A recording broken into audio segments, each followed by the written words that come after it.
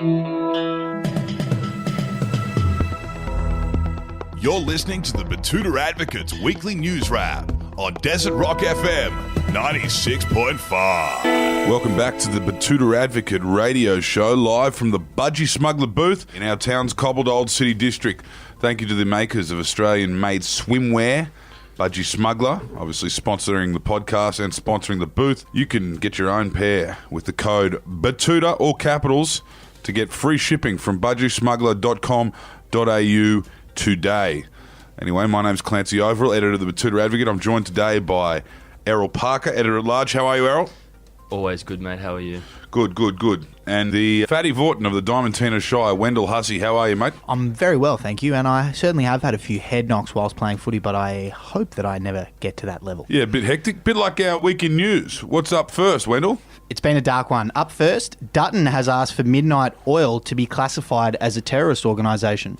Here. Why was that? Well, after ASIO came out voicing their concerns about right-wing terrorism, Peter Dutton said he's more concerned about left-wing terrorism, and he singled out Midnight Oil as one of the militant left-wing sleeper cell groups that need to be targeted by our security organisations. Well, it's only a hop, skip and a jump, in my opinion, from having a number one album to obtaining a semi-automatic rifle and going on a shooting spree. In the Adani Galilee Basin area. That's probably next for Peter Garrett. We don't know. What we do know is that he certainly killed a lot of people with the Pink Bats program. Anyway, any comments on that one, Wendell? Yeah, there were a few comments on that one. One particularly good one was from Tom Mum from Betoota Grove, and he said they also have the word oil in their title but are in fact against fossil fuels. These treacherous liars must be stopped. I think it's organic crude oil they're talking about. I thought there'd be more essential oils. In other national news now, and men's rights Gronk demands feminists praise men who haven't unlawfully taken another life. Yeah, that's fair. That is fair. The fired-up stay-at-home son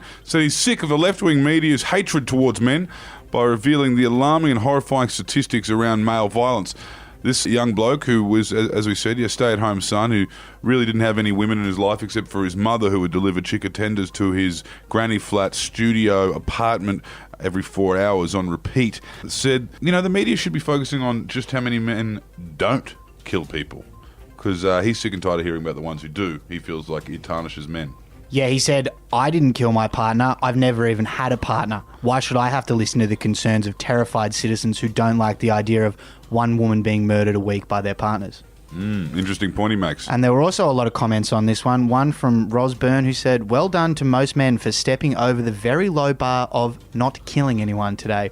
And Peter Tippett, who said, it's nearly midday and I haven't even bashed or killed anyone yet. I'm awesome. What's up next, Wendell? Down south in Sydney, and there was a bit of a scene as some young Liberals escaped from one of Sydney University's elite all-male colleges. Yeah, there was a bit of a scene earlier this week when some primates were spotted running around the RPA district down there in Sydney.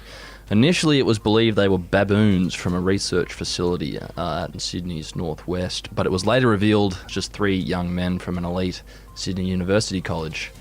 And I think a lot of people who listen to our radio station do subscribe to the theory that the world would be a much better place if we took every alumnus that went to the Sydney University and shot them in the street. Yeah, I mean, it's a radical decision, but we have made our stand by simply not hiring. And that's just our way of showing solidarity with the oppressed people who didn't attend Sydney University. What's that expression they use in Ireland, Errol? Tracheolar. Our day will come. Our day will come. Yeah, and they did manage to get those boys back to their colleges. Obviously, they were very scared after being let out into the real world, but thankfully they didn't do anything their dads needed to cover up. Yeah, well, that is a relief for everyone. Back home in town now, and criminal lawyer mate starting to get a bit too close to a couple of the good blokes he represents.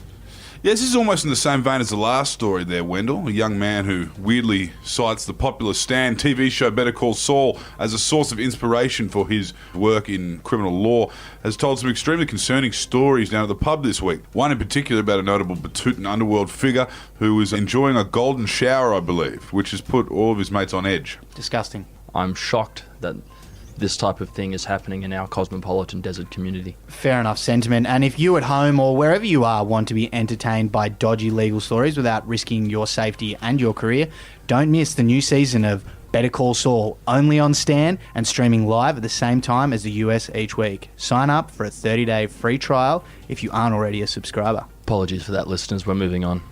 We certainly are. And bloke who started Bucks Party as the groom's weirdo workmate finishes weekend as the MVP. We've all done this at some point, haven't we, Wendell? We've all found ourselves on the outer circle at a Bucks Party. And this actually is an actual feel-good story, an underdog story, and we all love one of those. A local man by the name of Kieran was initially pitched as a good bloke when you get to know him, by the groom-to-be himself.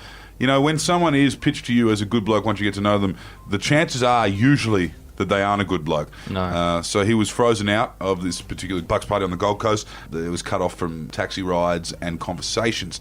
So he had to take one simple approach, which was outdrink everyone and apply scathing banter to the weakest links as he sees them appear.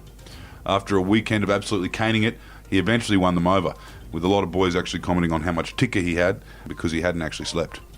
Arguably the best story we've done this year. By day 3, he had reportedly completely broken all of them, with a couple of withering corpses vomiting on themselves, asking for mercy. That's a feel-good story for the week. Certainly is. A nice note to finish on, I think. So that'll wrap up this week's Bulletin. Thank you for tuning in as always. Don't forget to subscribe to the podcast and join us again next week. Until then, I'm Wendell Hussey. I'm Clancy Overall. And I'm Errol Parker. Burn down St. Paul's College. And those other ones, I believe. There's other ones there. Johns. What are the ones in Wet- Brisbane? Emmanuel. What's the one Catter went to? Just lock Burn 'em all. Burn 'em all. Just lock all the doors and set them on fire. Our day will come.